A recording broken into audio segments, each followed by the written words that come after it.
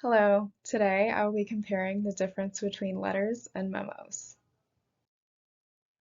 When you want to communicate with a person or organization outside of the company, we can use a letter. Opposed to emails, these documents convey the highest level of respect. They often use plain language to increase the readability of the document.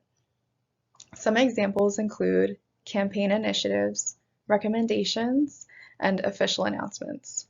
On the right-hand side, we can see an example of a letter of recommendation. When you want to communicate with somebody within the company, we can use a memo. These documents are straightforward without any filler words, and the purpose is to inform, persuade, and call to action. Some examples include a request memo, which is requesting somebody to complete a task, a reply memo, and a follow-up memo, which is written documentation of an oral conversation. When writing a letter, first we need to choose our letter style. Block style is when all of the text starts on the left-hand side. Modified block style is when the date, company, closing salutation, and signature lines begin in the center, while the rest of the text begins on the left-hand side.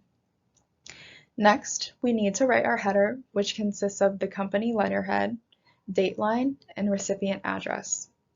The correct format for the recipient address can be seen on the left-hand side.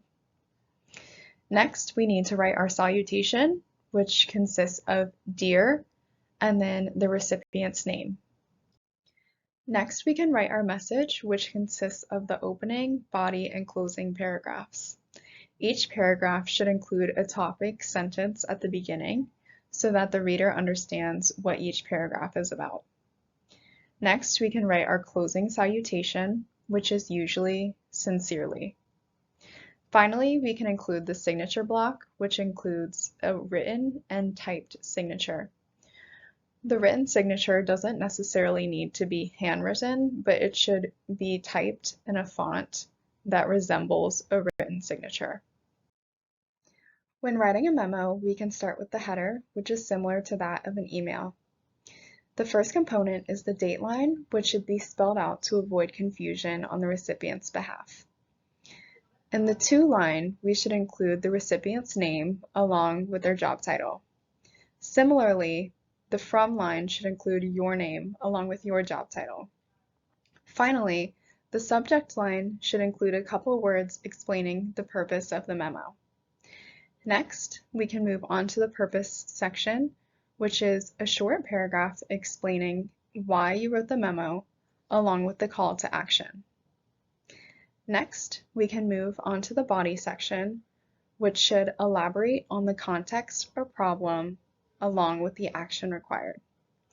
This section can be one or multiple paragraphs, but each should be 3 to 5 sentences.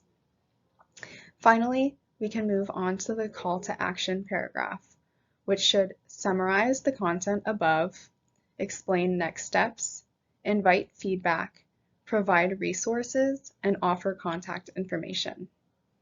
On the right-hand side, we can see an example of a memo. Thank you for listening. I hope that this presentation helps you make informed decisions on when to use letters and memos and how to write them. Let me know if you have any questions.